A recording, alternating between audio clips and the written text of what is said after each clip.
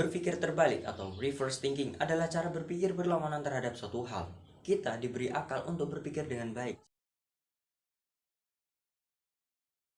Sebagai manusia, kita harus bisa melihat mana hal yang buruk dan mana yang baik, mana yang harus kita lakukan, lestarikan, dan harus ditinggalkan.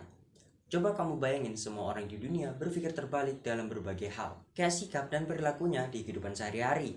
Semua hal yang sekarang kita anggap buruk akan dianggap baik. Gini, coba bayangin kalau semua orang anggap pembunuhan, mencuri, bully, mencontek, buang sampah sembarangan, dan merusak lingkungan hal baik. Terus gimana sama keadaan bumi kita? Nggak usah jauh-jauh deh, kayak tadi buang sampah sembarangan itu adalah hal yang tidak baik. Tetapi masih banyak orang yang lakuin hal itu sekarang. Ya, aku nggak mau ngerasa benar karena aku juga pernah ngelakuin hal itu. Itu aja kalau buang sampah sembarangan dianggap hal buruk dan udah ngasih efek negatif banget. Nah, kalau hal tersebut dianggap hal baik, pastinya bumi ini sudah kotor, tercemar, dan bau.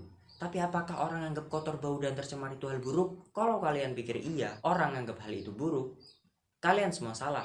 Karena orang pada saat itu semuanya berpikir terbalik. Tuh, bayangin aja, baru satu hal itu aja udah bisa merusak bumi kita. Apalagi kalau semua hal buruk di dunia dianggap baik, pasti udah nggak karuan. Di sosial media atau berita kita bisa bayangin kalau isi berita, sosial media, atau televisi ngasih informasi hal-hal buruk. Berita isinya bukan lagi edukasi tapi konspirasi. Kabar berita bukan lagi ngasih informasi yang penting. Tapi emang berita sekarang itu penting ya? Yang seharusnya sosial media bisa kita gunakan sebagai media komunikasi dan informasi yang positif. Oke, kita bahas soal mencontek karena kemarin aku baru selesai menghadapi ujian kenaikan kelas.